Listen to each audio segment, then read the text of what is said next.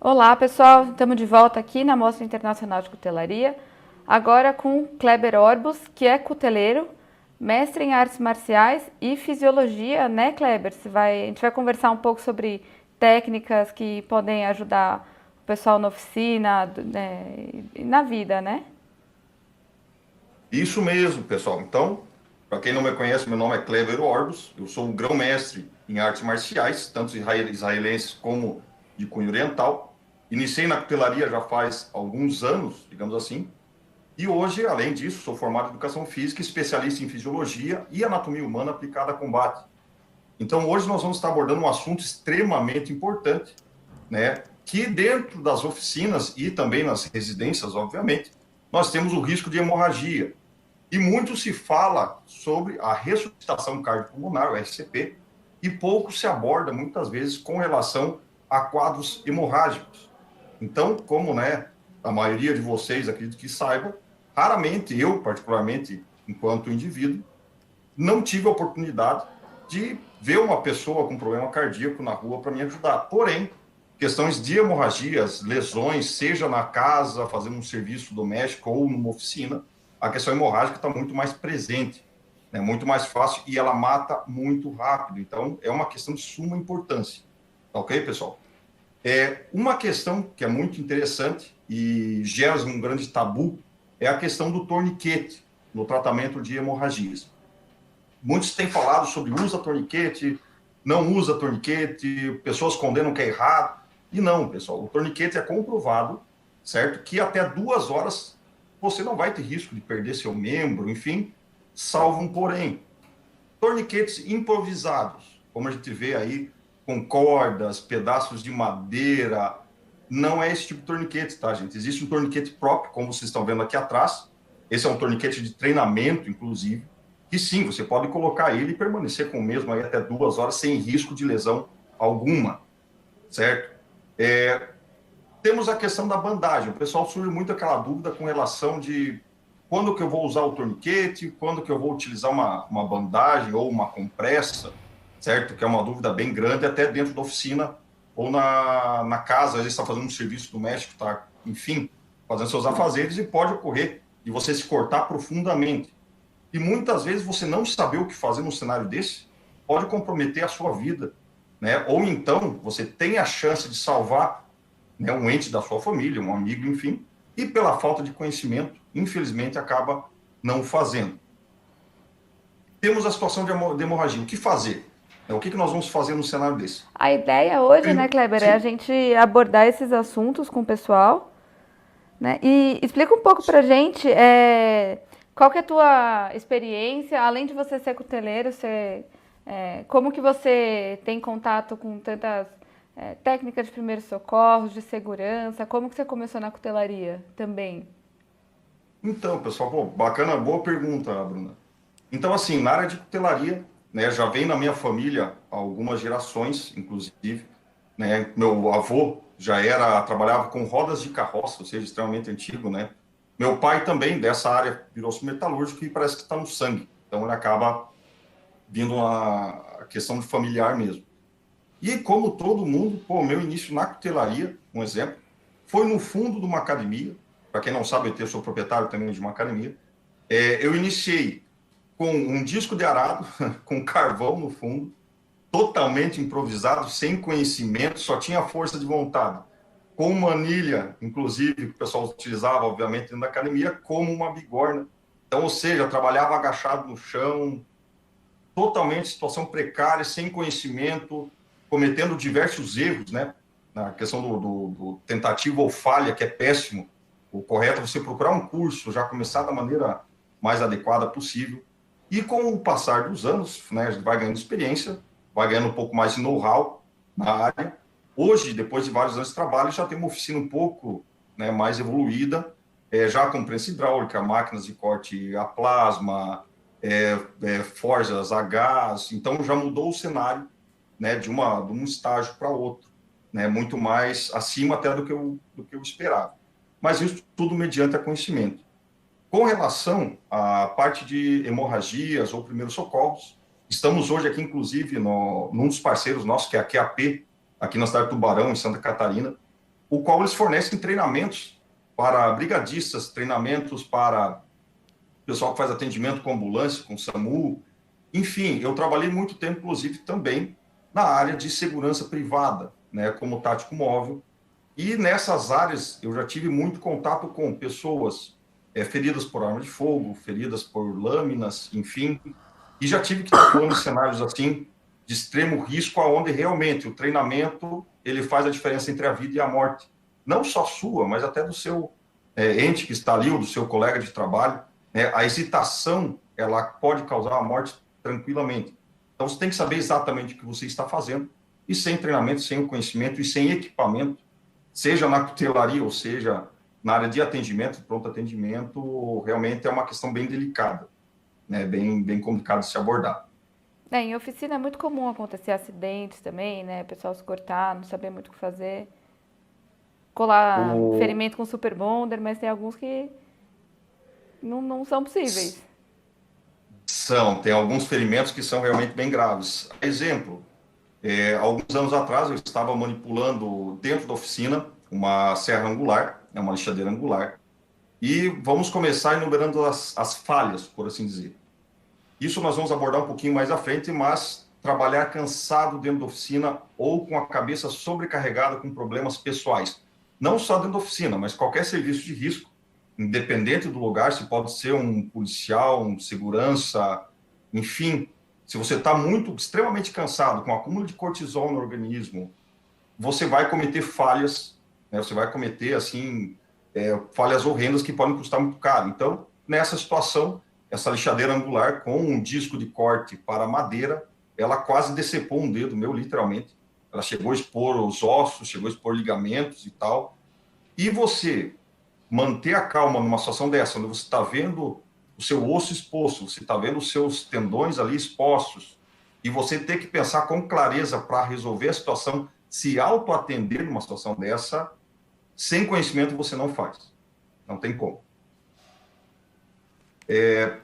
Voltando para o foco ali também, pessoal, que é extremamente interessante. Você está dentro da sua oficina e você sofre um acidente grave. Dentro, por exemplo, você se corta, normalmente as lâminas, né, quando a gente produz, a gente prima pela qualidade dessa lâmina. Então, o fio dela é literalmente uma navalha. Você cometeu um erro, normalmente os cortes são extremamente fundos, né? São cortes aí que geram danos de grande monta. O que eu vou fazer numa situação dessa? Primeira questão que a gente tem que ter sempre em mente é avaliar a cena, certo? Entender, qual que foi a profundidade do corte, qual que é a lesão, pegou uma veia, pegou uma artéria, lesionou um vaso.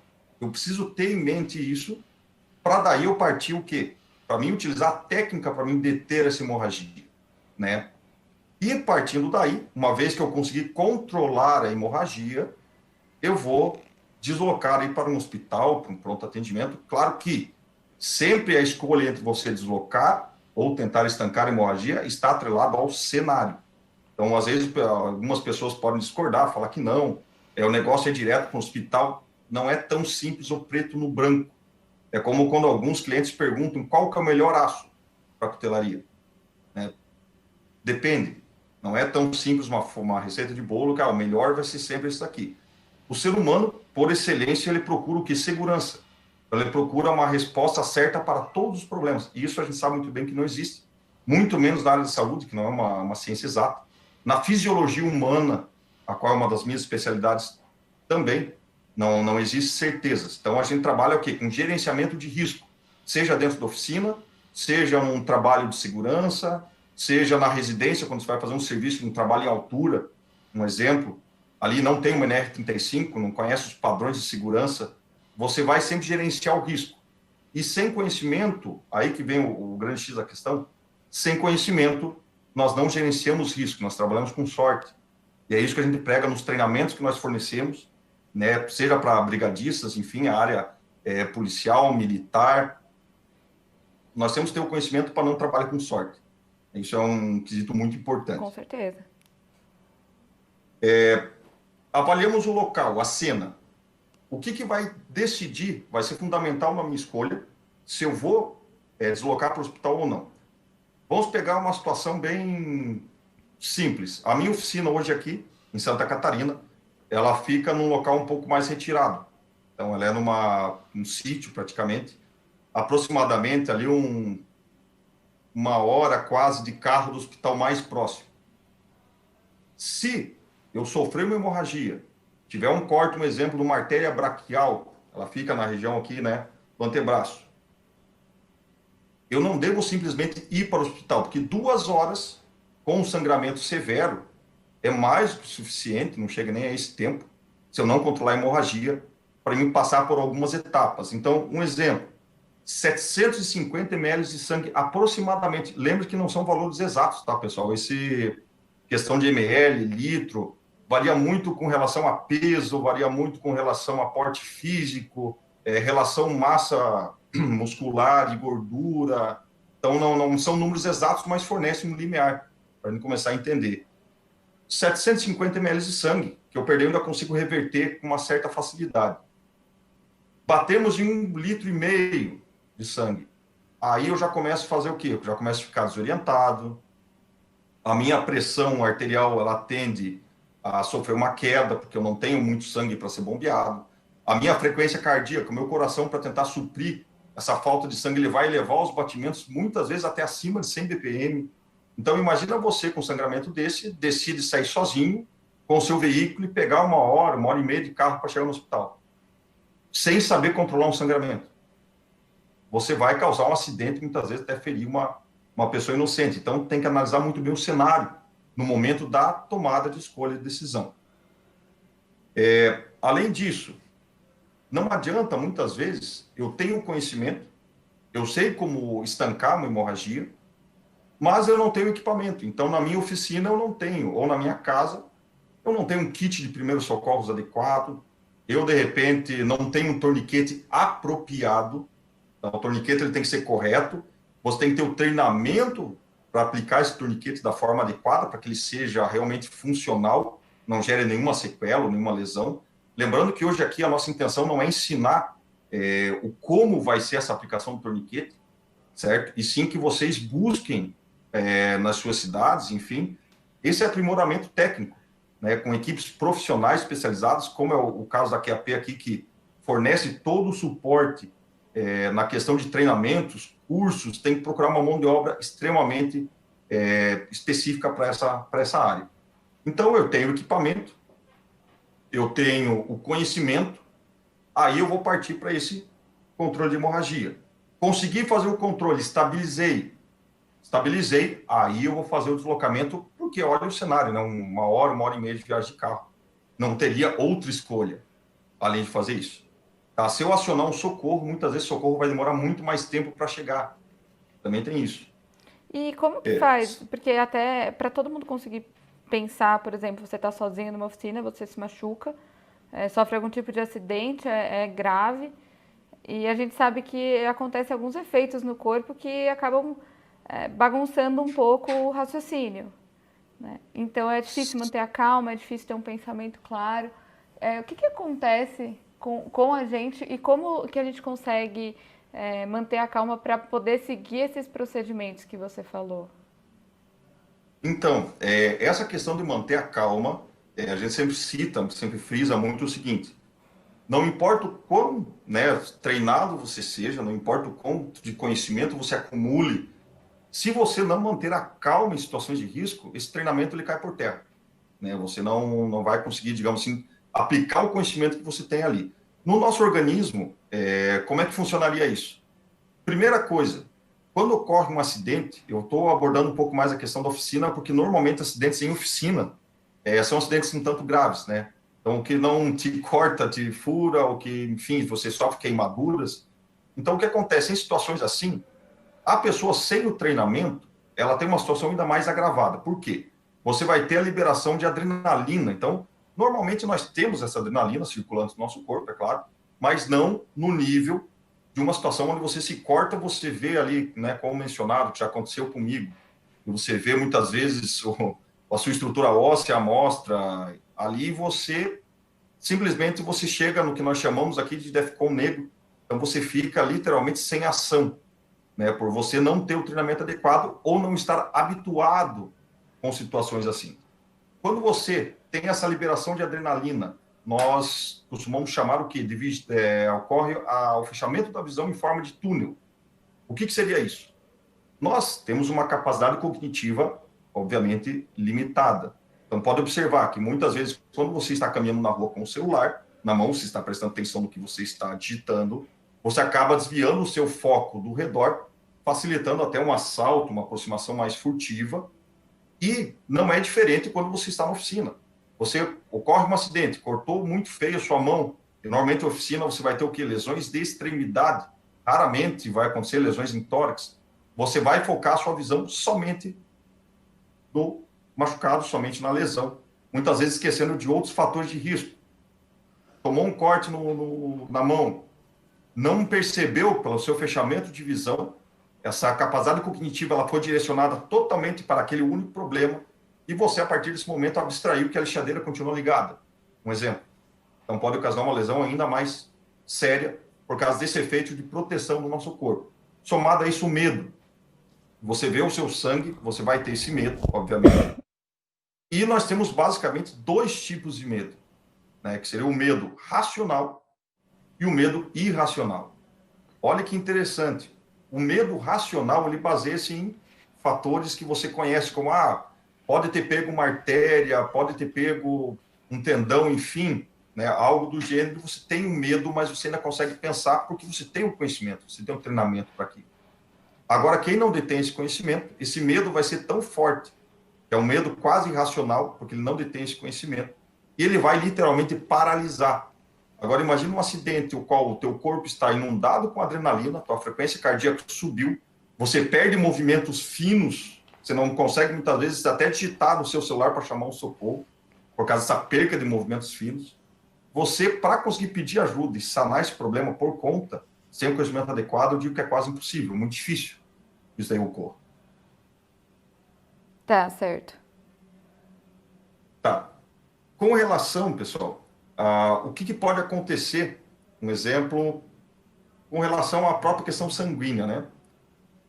Nós temos aproximadamente, para conseguir ficar consciente ainda, veja bem, 1,5 litro de sangue, nós já não temos o mesmo nível de discernimento. 2 litros de sangue, levando em conta que, em média, o nosso corpo vai ter algo em torno a 5 litros, né? Já é uma perca de sangue extremamente agressiva para o nosso organismo. E isso vai começar a cada vez piorar, você vai entrar num choque hipovolêmico, onde o nível de sangue ele é tão baixo que o coração praticamente não tem o que bombear. Então, a morte ali realmente é um fator que tem que ser levado em conta. Então, veja que o conhecimento correto de como você fazer um controle de hemorragia, ele pode salvar, né, não só a sua vida, como de outra pessoa. Aqui nós entramos em 2 detalhes bem interessantes, tá? Que é o método de scoop and run, que seria o quê? Você sofreu um acidente, você tem a hemorragia, ou não você, mas sim a pessoa que está trabalhando, enfim, e você tem que tomar uma decisão. Scoop and run, ele deriva do termo o quê? Pegue e leve. Então, no caso onde aconteceu, alguns anos atrás comigo, um colega de trabalho foi baleado, o disparo passou entre as 2 placas balísticas dele, então foi uma lesão bem severa. Pelo ângulo de disparo, provavelmente esse projétil se não passou muito próximo, poderia ter rompido a aorta abdominal, e o hospital estava a aproximadamente 1.000 metros de distância. Numa situação dessa, eu tentar estancar a hemorragia é pior. Então, o hospital estava do lado. Então, nesse quesito, é feito o quê? Pega e leva, né? Stay and play seria o termo que está muito longe. Se eu tentar deslocar, isso eu estou falando da questão como socorrista, não uma pessoa comum, vamos por assim dizer. Se eu pegar e deslocar essa pessoa para o hospital sem conter essa hemorragia, pegando até o exemplo da oficina, você tem uma lesão numa artéria radial e simplesmente pegar e levar ou ir por conta sem controlar a hemorragia, também é um problema. Então, você tem que saber analisar muito bem o cenário qual você está inserido. Isso é de suma importância para tomar decisão. Agora, como que você vai escolher o cenário sem ter um conhecimento adequado e o treinamento, a chave de tudo está no treinamento adequado, você vai cometer uma falha que vai custar realmente muito caro. E uma variante desses dois, que é o que mais comumente é feito, seria como play and run. Seria você estancar a hemorragia a caminho, em deslocamento, ou simplesmente você estanca, permanece na cena o mais breve possível, estancou a hemorragia, desloca. É o que normalmente é trabalhado dessa forma.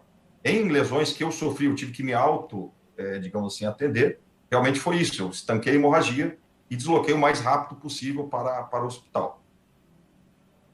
Com relação à segurança, e a gente vê que realmente quem trabalha na área de cutelaria, o que é muito comum, nós costumamos trabalhar muito tempo sozinho, né? Então você passa as horas e horas na oficina. Aí, se você tiver uma situação de risco, né, vamos supor, uma hemorragia severa, e você está sozinho na oficina, ele é extremamente complicado. Hemorragia essa extremidade, nós sabemos que com o torniquete nós conseguimos solucionar isso daí. Não vai ser um problema tão grave assim a ponto de você perder sua vida com o equipamento correto e treinamento correto. Porém, uma hemorragia no tórax, de repente, ou na própria artéria femoral, você está trabalhando e, de repente, você sofre um corte na femoral, o qual dificilmente, através de um efeito de preenchimento, que a gente chama, com substâncias, inclusive hemostáticas, que auxiliam na coagulação, é quase impossível uma pessoa conseguir fazer isso sozinha e deter o sangramento sozinho. Então, trabalhar muitas vezes sozinho na oficina por longos períodos é uma situação que acaba elevando cada vez mais o risco, somando o cansaço e o risco de estar trabalhando sozinho e ter uma lesão dessa, a qual você não vai conseguir se autoatender. E hospital longe, enfim, cenários e cenários, né? Sim, com certeza. É, até no próprio Desafio Sob Fogo a gente vê alguns acidentes que acontecem, mas tendo uma equipe é muito mais fácil, né? Aí fica a dúvida, o que que eu faço se eu tô sozinho? Então, num caso desse, é bem isso que a gente entrar agora, inclusive, que é um assunto, um protocolo que eu utilizo, tá, pessoal? Um protocolo de segurança. Para mim, depois de algumas lesões razoavelmente graves que eu tive, a gente adotou alguns protocolos como exemplo. Claro, se possível, evitar de trabalhar sozinho. Se possível, nem sempre essa realidade ela se aplica, até inclusive no meu caso mesmo. Eu tenho, no caso, a minha esposa, a qual ela periodicamente, quando ela sabe que eu estou na oficina, ela liga, né, de tempos em tempos para checar como que tá, se está tudo bem, se, enfim, para manter essa linha de contato ativa. Caso algo ocorra e eu venha a ficar inconsciente, um exemplo, ela não conseguir entrar em contato, ela sabe que algo de errado tem uma situação dessa. Seguido, nós temos os contatos de vários vizinhos da região, ali onde fica localizado a minha forja, e com isso, caso ela não consiga contato, o segundo passo desse protocolo é ligar para um desses vizinhos, fazer essa checagem, para ver como está o local, se está tudo bem, o que, que houve, certo? Então, isso é de suma importância. Parece coisa simples, até um tanto irrelevante, mas tem a sua importância. Outra questão, como foi mencionado anteriormente, o pico de adrenalina, ele vai elevar a frequência cardíaca e você vai perder movimentos finos. Será que você vai conseguir digitar o celular, né, digitar um 93, 92, já deixa a nada de casa em rápida. Tá? Isso são pequenos detalhezinhos ali que, né, lá na frente vai fazer muita diferença. Tá? Então, esse é um protocolo que eu sigo, porque a gente sabe que numa situação hemorrágica, você acaba, digamos assim, perdendo o senso, você vai perder muitas vezes a questão do discernimento, o medo vai afetar, você vai ter o chamado branco, como a gente fala, e já vi em diversas situações, tanto militares quanto civis, realmente da pessoa perder a memória de curto prazo, né? Ela esqueceu o que deve ser feito, ela esqueceu os protocolos, por essa questão do medo de não saber o que fazer, ou não ter certeza absoluta do que deve ser feito.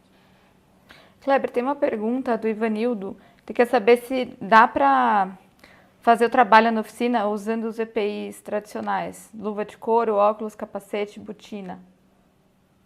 Se dá para... Para trabalhar com cutelaria na oficina, com os Uhum. EPIs. Olha, aí é uma questão bem interessante o seguinte, primeiro, depende do como que ele vai estar trabalhando. Então, um exemplo, você vai estar mexendo na forja. A forja, sem uma luva de alta temperatura, ou seja, que suporte uma temperatura maior, você consegue trabalhar? Consegue, trabalhei por muito tempo assim, com luvas de couro, com, enfim, mas não é o mais adequado. Por quê?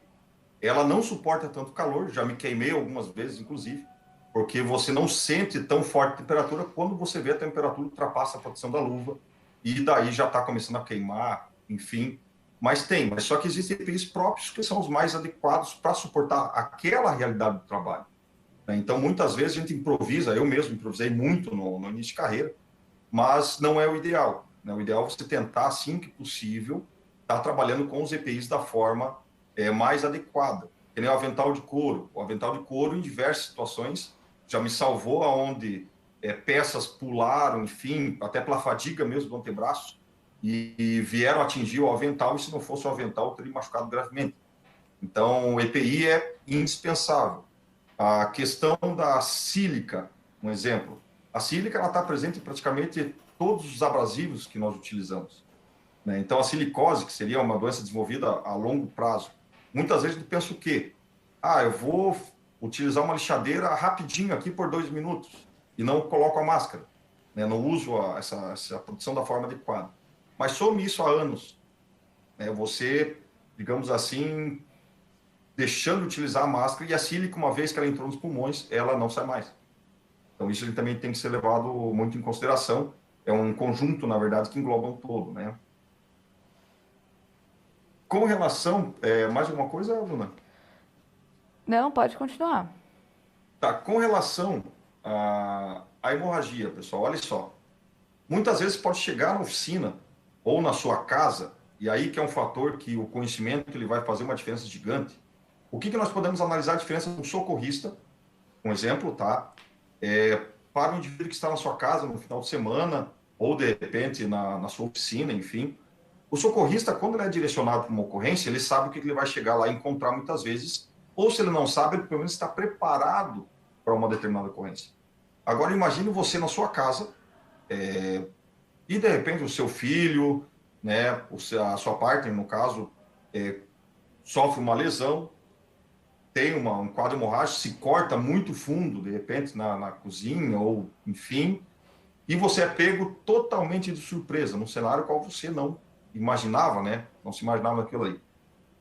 Com o conhecimento, o fator surpresa já é difícil de gerenciar. Agora, imagine sem o conhecimento adequado, né? Ele acaba se tornando ainda, né, mais complexo. E muitas vezes essa hesitação, ou então você tentar ajudar a pessoa, pega e leva, enfim, sem saber o que está fazendo, você também pode acabar condenando essa pessoa ou agravando o quadro dela muito mais. Isso que realmente é um perigo aí. E o conhecimento tem que ser valorizado, o conhecimento não só na área de cutelaria, na área da saúde, na área da defesa pessoal, na área da sobrevivência.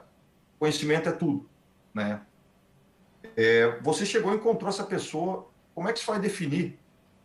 Agora chegamos a um ponto bem interessante. Como é que você vai definir se eu vou usar uma bandagem, se eu vou fazer esse estancamento por compressão, se eu vou escolher um torniquete, né? O pessoal tem muito essa preocupação, tá, e agora o que eu faço? O que eu escolho, né?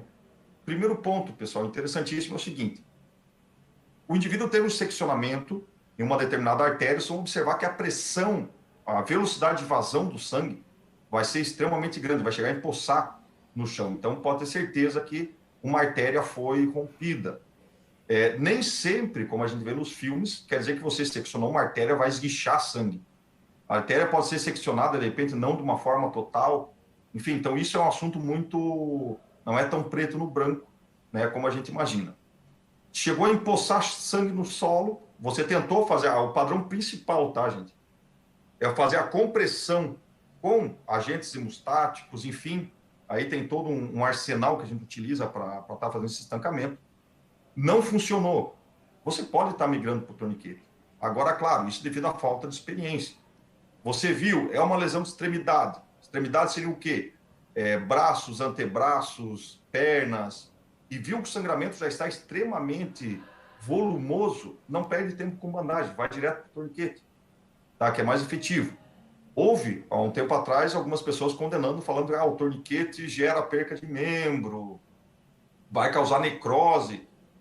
Não é bem assim, já foi desmistificado isso, tá? Já há um bom tempo, vários anos, inclusive. Não é dessa forma que ocorre, desde que seja o torniquete correto, aplicado por uma pessoa com conhecimento, ou seja, que saiba o que está fazendo, e não use materiais improvisados.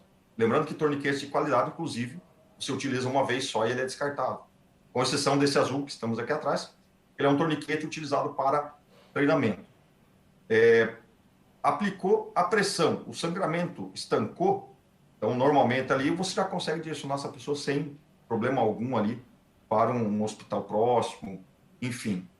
Não estancou, você vai estar utilizando um torniquete de extremidade, então você vai, primeira coisa, lesionou numa região de perna, um exemplo, se teve uma lesão grave, você vai ter que expor essa ferida, por isso que a gente vê muitas vezes até em filmes ou seriados, enfim, o pessoal cortando a calça e expondo a ferida para analisar o grau da lesão ali, certo?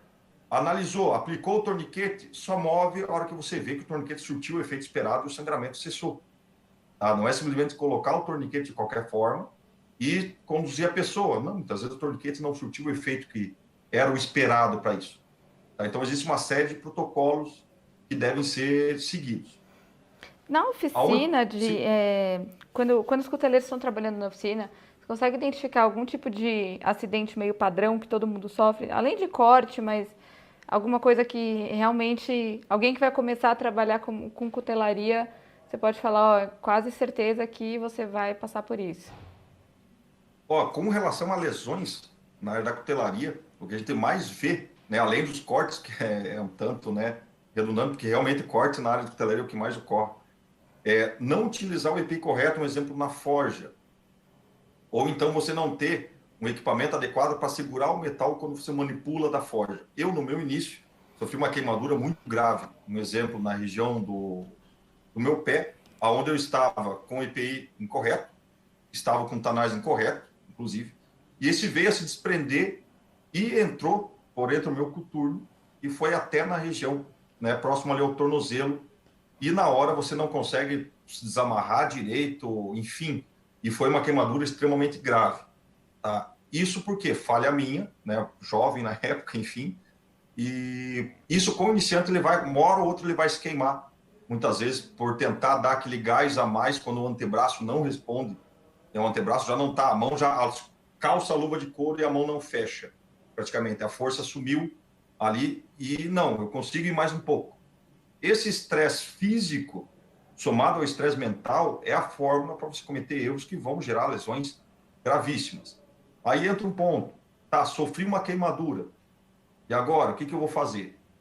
Pessoal, primeira coisa, não coloquem panos, toalhas molhadas em cima, porque isso daí vai gerar um dano na pele, que a hora que retirar esse pano do local ali, ele vai vir realmente com pele, o estrago vai ser maior. É água corrente e procura atendimento mais próximo.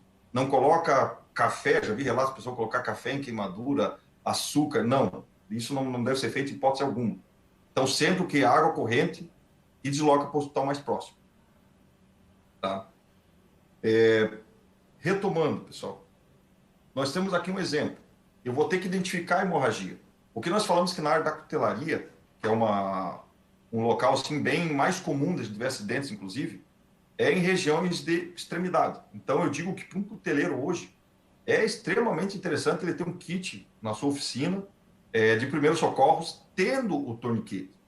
Né? Isso é extremamente viável, extremamente importante, porque poucas vezes você vai ver um cuteleiro com uma lesão no peito, ou uma lesão na parte abdominal. Não que isso não possa acontecer, tá? Isso acontece, mas não é tão comum. Hoje, na área de cutelaria, seja para quem está iniciando, para quem já tem um bom tempo de profissão, as extremidades, mão, antebraço, muitas vezes pés, enfim, são áreas que normalmente são afetadas. Né? Seja até no processo de usinagem, principalmente na usinagem, trabalhar cansado na parte de usinagem realmente é extremamente perigoso mesmo, e pode custar muito caro. Já conheci casos de cuteleiros, amigos meus, inclusive, que tiveram amputação de dedos ali por tentar dar aquele extra, né, no seu trabalho e, para um artesão perder um dedo realmente vai se tornar uma carreira extremamente complicada, ainda mais se for o polegar, que é um dedo que a gente usa para manipular e é a nossa pinça, Sim. efeito de pinça da mão. Então, realmente é bem complicado. Com relação a substâncias que seria muito bacana a gente ter na nossa oficina. No Brasil existem diversos locais que vendem agentes hemostáticos. Esses agentes, no meu caso, quando me lesionei várias vezes trabalhando, eles me deram uma ajuda, conseguiram parar os sangramentos de uma forma extremamente eficaz. Para quem não conhece, o agente hemostático, ele é um agente, seja em forma de pó, grânulo, ou até mesmo em bandagens embebidas com esses agentes, eles auxiliam no processo de coagulação. Então, eles aceleram. Para nós, para quem está trabalhando na área e sofre um corte, aproveitando o gancho, você coloca esse agente sobre o corte, exerce pressão em torno aí de 3 a 5 minutos e já é suficiente para parar um bom tanto das hemorragias. Tá? Não hemorragias extremamente severas, não vamos entrar nesse cunho, porque o assunto ele vai ter uma amplitude aí simplesmente gigantesca. Né? Esses agentes vocês vão conseguir achar em lojas qualificadas do ramo, produtos até cirúrgicos, consegue achar, e isso realmente faz uma diferença na hora do atendimento, do autoatendimento. Essa que é a parte mais complexa de quem trabalha sozinho, tá, pessoal? Que se autoatender num estado de estresse, adrenalina, não, eu já tive que fazer isso algumas vezes, não é algo fácil, tá? Isso daí realmente é complicado. Tem um pessoal aqui nos comentários falando que já viu gente colocando teia de aranha em queimadura. Assim, a teia de aranha em queimadura, existe alguns estudos na área, nada ainda 100% comprovado, que a proteína dessa teia auxilia no processo de recuperação. Mas, pessoal, não vão nisso. Tá? Existem substâncias específicas, já vi a questão da teia de aranha com pó de café ali, para você fazer preenchimento de ferida. Olha, se você está no meio urbano, você não, diferente da selva, né? Você não está num ambiente mais hostil. Você está em meio urbano, onde você possui produtos ali que você vai poder utilizar de uma forma específica, use esses produtos. Né? Esse é o mais adequado. Por isso a questão de cenário, pessoal. Que no meu caso, que a minha oficina fica bem retirada, é um cenário. Então, eu sabendo desses riscos, eu tenho o meu kit de emergência. Então, eu sou treinado, sou habilitado para isso. Quando eu não tinha essa habilitação, eu fui buscar aprender para preservar a minha segurança. De nada adianta eu investir em cursos, eu investir numa formação na área, seja de cutelaria, seja na área de artes marciais, um exemplo, e eu não saber cuidar da minha vida ali, ou até de ajudar a salvar uma vida de um terceiro.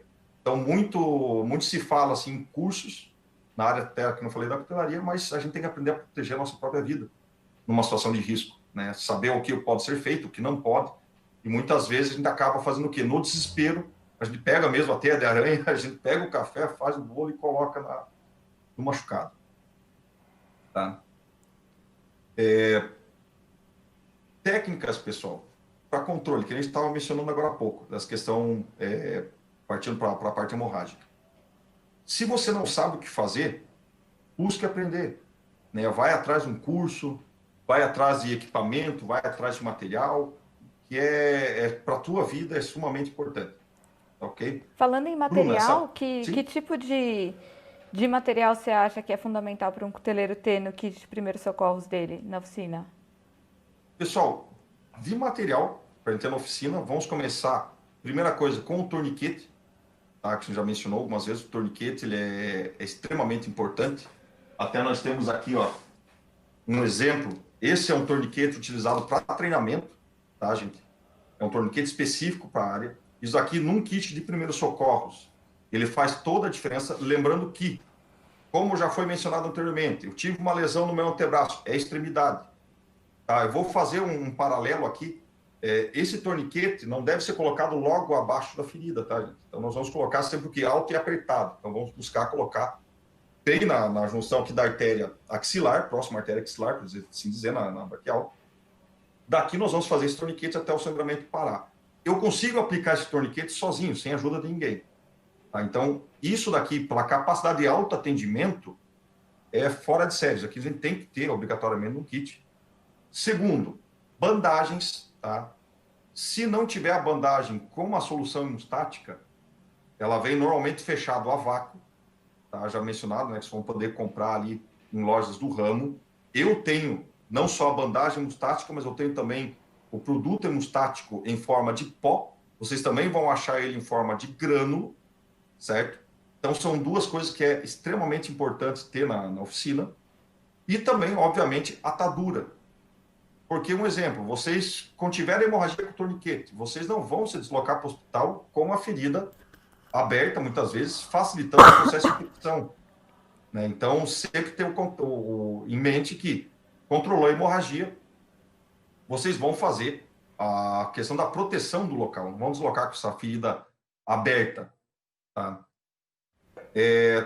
Torniquetes juncionais, pessoal, para a diptelaria não é tão necessário, porque você não vai conseguir aplicar um torniquete juncional em você mesmo. Então, tem muito equipamento de primeiros socorros que, para a área de diptelaria, que se foca no autoatendimento, a gente não consegue aplicar. Tá? Por isso é importante sempre ter alguém checando a sua condição, ligando, monitorando, porque até um determinado nível de lesão, você consegue solucionar sozinho com o seu kit. Você tendo a bandagem, tendo os curativos ali, você consegue solucionar para deslocar para um hospital, para deslocar para um local que vai fazer o teu atendimento. Agora, dependendo do nível de lesão, você não consegue solucionar sozinho. Então, isso que nós temos que ter em mente também, que o nosso conhecimento e a nossa capacidade de resolver problemas, ela vai até um ponto quando trabalhamos sozinhos. Tá. Bruna, o que nós vamos entrar agora também na parte de defesa pessoal? Você acha que dá tempo? Ah, a gente tem uns 10 minutos. Ah, ótimo. Pessoal, então, abordamos hoje duas pautas, basicamente, né, que era a questão de controle de hemorragias para a área de cutelaria e na questão residencial. E nós vamos dar uma palhinha rápida um pouquinho sobre a questão de defesa pessoal. Como mencionado anteriormente, o conhecimento ele norteia tudo, todas as nossas decisões com base no conhecimento. Na área de defesa pessoal não é nem um pouco diferente. Não é nem um pouco diferente. Então, quando abordamos a questão de defesa pessoal, nós vamos lidar com o embate, né, o enfrentamento, e isso gera a temida visão em forma de túnel, que agora já mudamos o foco. Tá? Um exemplo, a visão em forma de túnel, numa questão urbana, você vai focar sua visão somente na ameaça. Mas por que isso ocorre? A falta de treinamento, o medo, oriundo daquela incapacidade de resolver esse problema, ele gera esse estreitamento do campo de visão. E não só esse medo, como mencionado anteriormente, a própria questão da utilização do celular, um exemplo, ele também acaba diminuindo o seu campo de visão, facilitando uma aproximação hostil, despercebida aí por um ângulo de visão, um ponto cego, por assim dizer. Como que eu resolvo essa questão, exemplo, da visão em forma de túnel? Vamos pegar uma linha mais pontual, que na minha opção é o mais crítico na defesa pessoal urbana. Primeiro ponto, treinamento. Tá? O treinamento adequado, você, como profissional que saiba realmente o que está fazendo, ele consegue induzir você a situações de estresse condicionado àquilo, e você consegue o quê? Controlar e gerenciar essa visão em forma de túnel até um determinado ponto. Na área de combate urbano, o que você foca quando você ocorre esse problema? Você vê uma ameaça a qual você não sabe como reagir, não sabe como lidar. Então, em situações assim, eu já presenciei casos onde o meu parceiro de serviço, um exemplo, ele não só restringiu o foco dele, afunilou para 15 graus de visão praticamente, como ele perdeu temporariamente a capacidade auditiva, ou seja, a gente falava, orientava ele não seguia as orientações. Nós chegamos até a encostar nele para tentar deslocar. Ele praticamente, da capacidade tátil que ele tinha ali, sensorial, ele perdeu. Ele simplesmente não dava atenção, porque o foco, a capacidade cognitiva dele estava focada totalmente no que ele julgava ser a ameaça. Né? Isso acontece numa oficina, isso acontece na questão urbana e por aí vai. Numa formação, pessoal, nós devemos procurar basicamente o que nós chamamos de triângulo de treinamento. Esse triângulo de treinamento, ele visa o quê? Preparar, primeiramente, condicionamento mental, físico, tático e técnico. Né? Qual que é a diferença? Como que isso interage? Primeiro, na capacidade física, muitas pessoas alegam ou colocam o quê? Que com a técnica adequadamente aplicada, eu não vou utilizar força. Não é bem assim. Não é bem assim que a situação ocorre. A técnica aplicada adequadamente, ela tem a capacidade do quê? De multiplicar a força que você tem através das alavancas biomecânicas. Então, é dessa forma que funciona. Então, você tem que procurar um preparo físico também. A questão, que é um diferencial nosso, nos treinamentos que eu ministro da área de combate urbano, entra na questão do conhecimento. A gente bate sempre muito em cima dessa tecla. Eu volto a frisar, sendo bem redundante, o conhecimento a nossa bússola, por assim dizer. Ela fornece o nosso norte estratégico para sair de situações de risco em qualquer tipo de cenário. Tá? Então, o treinamento técnico, você tem que saber o quê? Que técnica você vai aplicar ou vai utilizar para determinado indivíduo com base na sua força, né? E que tática você vai estar utilizando. Isso daí também é outra questão sumamente importante. Então, esses fatores, eles meio que se alinham para você conseguir atingir o seu objetivo. A repetição, somente pela repetição, na execução de uma técnica, ela não vai fornecer um norte adequado para você, certo? E a preparação mental é você conseguir analisar situações de uma forma mais adequada, você tentar antever possíveis ameaças. Isso também é outro fator aí sumamente importante. Uma vez que você conseguir antecipar essa possível ameaça, fazendo uma análise situacional, isso melhora muito o seu tempo de reação. Isso melhora muito, isso dá uma oportunidade de você agir. Nós falamos sempre que o bom combatente, ele não reage, ele age. A ação parte de um princípio quê? De um princípio planejado. A reação, ela ocorre quando o problema simplesmente aconteceu, se apresentou para você, você não tem nada planejado para aquilo e você reage àquele estímulo. Tá? Quando falamos em defesa pessoal urbana, análise situacional, pessoal, nós temos que ter em mente o quê? O cenário que a gente está envolvido, né? O cenário que nós estamos imersos, por assim dizer. Dentro desse cenário, nós podemos pegar como exemplo uma casa noturna. Nós temos que analisar o ambiente físico dessa casa noturna, ou seja, até mesmo a nossa própria residência, ou como que eu vou proceder mediante aquele determinado ambiente. Isso, muitas vezes, é deixado um pouco de fora na área de defesa pessoal, né, onde a gente voltamos a abordar somente repetição técnica, mas você treinar num tatame, você treinar na sua academia, um exemplo, é diferente do cenário que você vai ter na sua residência. Então, isso faz um diferencial muito grande.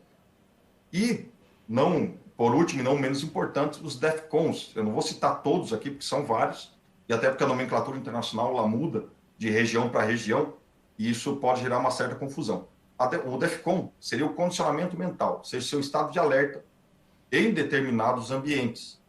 Tá? Então, se você está no ambiente familiar, você vai ter um determinado nível de atenção. Às vezes a gente ouve muitos comentários falando, não, você tem que estar sempre 100% alerta, 100% pronto. Biologicamente falando, isso é impossível. Por quê? Você vai ter uma descarga, ou seja, um nível, não uma descarga, mas um nível de adrenalina num patamar sempre elevado, o que é muito comum em policiais, agentes de segurança.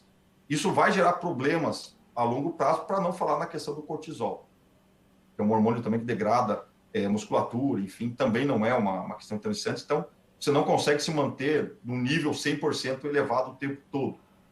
Linguagem corporal. Será que eu consigo identificar um possível agressor pela linguagem corporal, Bruno? O que você acha? Eu acredito que sim. Veja que o maior percentual nosso de comunicação não é de forma oral. O maior percentual de É comunicação a linguagem nosso não se dá verbal. exatamente, se dá através da linguagem corporal. Você vê Então, alguém isso andando na rua de um jeito. Você consegue perceber, né? Tem alguém que tá diferente. Tá com um jeito sim, meio suspeito. exatamente. Aí que nós entramos na questão do estado de alerta. Se eu ficar caminhando na rua com o meu celular na mão, né, olhando lá o WhatsApp, será que eu vou conseguir perceber esse posicionamento desse indivíduo? Muitas vezes eu consigo perceber uma pessoa com um padrão motor suspeito a 20, 15 metros de distância. Isso vai facilitar para que eu tome a decisão. Agora, se eu esperar ou perceber esse indivíduo se aproximando de mim, quando eu estiver a 2 metros, realmente meu tempo de reação, ele praticamente ele se anula. Sim. Né? Ele praticamente se anula. E isso é uma falha que vai determinar se eu vou conseguir sair de uma situação de risco ou não. Isso eu digo assim, que esse estado de alerta, o DEFCON, a gente trabalha ele muito dentro da defesa pessoal, a gente trabalha muito dentro da questão do combate urbano, mas se a gente parar para analisar, na área da cutelaria não é tão diferente assim, não que alguém vai invadir a sua oficina, não é essa a questão, mas você está trabalhando com uma lixadeira angular, um exemplo, ela vai exigir um nível de atenção, um condicionamento de atenção muito maior do que quando você está, um exemplo, utilizando uma lima numa lâmina que não tem fio, você está fazendo um desbaste, enfim. São cenários que se aproximam bastante. E um erro no DEFCON dentro da oficina ou na rua, ele vai custar muitas vezes aí, vocês vão pagar um valor muito caro por isso. E isso não é eu que trabalhei muito tempo na área de segurança, sei que a diferença entre a vida e a morte é você estar preparado, é você antecipar situações de risco, é não deixar que elas cheguem no ápice do seu, digamos assim, do seu problema. Uma Pior vez cenário até, possível, né? sim, uma vez, até inclusive num treinamento que eu já ministrei vários treinamentos para, desde policiais federais, já fiz treinamentos inclusive com integrantes do BOP do Rio de Janeiro, infantaria, por aí vai. E num desses treinamentos, né, para o pessoal do DEPEN, do Paraná, que é a escolta armada, um aluno chegou e questionou que, mas se tiver uma pessoa posicionada à sua frente com uma arma de fogo, uma calibre 12, atrás de você tem um indivíduo com um taco de beisebol, à sua direita tem um cara com facão, o que você faz? Você se ajoelha e reza, porque num cenário desse, se eu cometi uma falha tão grande de chegar a se envolver no cenário nesse, as chances de eu conseguir sair são extremamente baixas, são praticamente nulas. Isso na vida, a gente pode levar isso para qualquer área da vida. Se você está trabalhando na oficina, cansado, sem EPI, num ambiente mal iluminado, olha quantos erros eu estou cometendo para chegar num ponto extremamente crítico. Se eu estou na rua, com celular, enfim, descuido realmente vai acontecer. Tá? Não, com certeza. Eu até Sim. ia te perguntar, né? Então, o que você acha que os cuteleiros não devem fazer dentro da oficina para evitar qualquer risco maior de acidente, mas você acabou de falar também. Exatamente. Eu digo assim, em primeiro lugar, na minha modesta opinião, eu digo isso, pode ser na área de cutelaria principalmente, o cansaço e o estresse emocional. Então, você levar problema, muitas vezes, do seu ambiente particular para dentro da oficina, muitas vezes é muito cômodo falar, não, mas né, não pode levar. A gente sabe que não é assim que funciona. A gente não consegue separar, muitas vezes, o pessoal do profissional. Não somos robôs, não temos uma chave de liga, desliga, trocamos o chip como celular, isso não existe. Então, o que acontece? Nós temos que fazer o possível ou gerenciar isso. Estou muito preocupado, eu tenho um problema muito grave, vou pisar no freio, não vou para a oficina hoje porque eu vou trabalhar no ambiente de risco. Eu tenho a gente chama de zona quente, né? Eu tenho uma zona quente dentro da oficina, onde existe um risco, zona quente são zonas de risco, né? Existe um risco ali de eu me lesionar gravemente. Então, a gente tem que saber gerenciar isso, principalmente conhecer a nós mesmos, saber das nossas capacidades. Muitas vezes, o que aconteceu comigo já, em situações de lesões graves dentro da oficina, é o quê? É acumular trabalho, pegar muitas encomendas, sabendo que o tempo não daria para, digamos assim, entregar no prazo, mas você não quer perder aquela venda, você não quer perder aquela encomenda, você acaba trabalhando mais horas do que deveria. E isso, né, já sabe onde é que acaba terminando. Tá certo. Pessoal, se alguém tiver alguma pergunta, peço que mandem aqui para o Kleber poder responder. Kleber, e qual que é o seu Instagram, o Instagram da QAP, para o pessoal poder encontrar vocês? E onde que o pessoal consegue ver suas peças também? Ótimo, pessoal. Então, assim, um dos Instagrams, que é da equipe nossa, é QAP Treinamentos. Nós vamos procurar no Instagram, vão achar como QAP, certo? Treinamentos na cidade de Tubarão, tá, em Santa Catarina. O Instagram, para vocês estarem achando as peças, é Orbus Cutelaria, certo? Orbus Cutelaria é o do meu sobrenome, certo? Que é alemão. E nós temos também um projeto que nós trabalhamos, a gente fornece treinamentos também para uma região bem grande, que é o Blindagem.45, onde nós abordamos também aspectos emocionais aplicados a situações de risco, em situações onde a emoção ela faz toda a diferença para você sair inteiro de uma situação ou não. E as suas facas, o pessoal consegue ver em algum lugar? Consegue, no Instagram já tem lá, tem algumas peças, tem o Facebook do Orbus Cutelaria também. Eu trabalho principalmente na área tática, então a maioria das peças que vocês vão conseguir localizar são focadas em lâminas de combate, em punch dagger, né, que são adagas de estoque, Caramdes também, que a gente utiliza muito, inclusive, como eu dou treinamento com lâminas, então eu sou perito também em combate com lâminas, a gente tem um olhar um pouquinho diferente na confecção das peças, né? Então, você sabe um exemplo, fazendo até um paralelo, que tipo de esforço mecânico determinada lâmina foi projetada para absorver. Que nem você pega um exemplo, uma adaga de estoque, né? Você tem que saber o como que você vai proceder, vai construir essa estrutura dessa lâmina, começando até por geometria do fio, enfim, porque vai ser uma adaga que ela vai sofrer um estresse mecânico muito grande, né? Num combate, numa situação ali que vai estar sendo utilizada. Então, ela foi projetada para aquele fim. E também nós treinamos o pessoal justamente para utilizar da forma correta na parte marcial. Isso que é extremamente interessante. Lembrando sempre que já fiz diversas peças pessoal da Polícia Militar, do Exército, e uma boa faca em campo, ela é uma ferramenta fantástica. Não tem nem o que falar. Uma boa faca construída adequadamente para alguém que vai trabalhar, seja a polícia ambiental, seja infantaria, uma boa faca é primordial, né, num kit de ferramentas de qualquer indivíduo aí que trabalha nas Forças Armadas, principalmente. Ok? Ah, com certeza. Então, Kleber, a gente queria te agradecer sua presença, as informações que você passou, acho que vai ajudar bastante o pessoal que trabalha em oficina. Você quer E deixar assim, algum Bruna, recado para o sim, pessoal? sim, não, sem sombra de dúvida. Primeiro, Bruna, agradecer pela oportunidade de estar fazendo parte dessa mostra, certo? Parabenizar vocês pela iniciativa, achei simplesmente magnífica. Na questão de pandemia, num cenário aí, a se reinventar e tá achando uma forma de continuar ajudando os coteleiros aí, não só do Brasil, mas fora também aí do nosso país.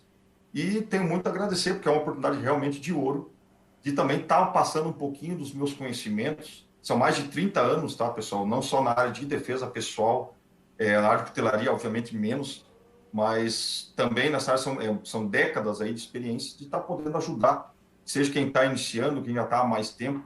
E tem dúvidas, pessoal, procurem a gente, nós temos uma equipe excelente de treinamento, e nós vamos poder estar sanando dúvidas, sem sombra de dúvida, e sempre ajudando a evoluir a cutelaria a nível nacional, internacional, e no que mais for necessário e também se fizer possível, né? Tá certo. Então, obrigada, Kleber.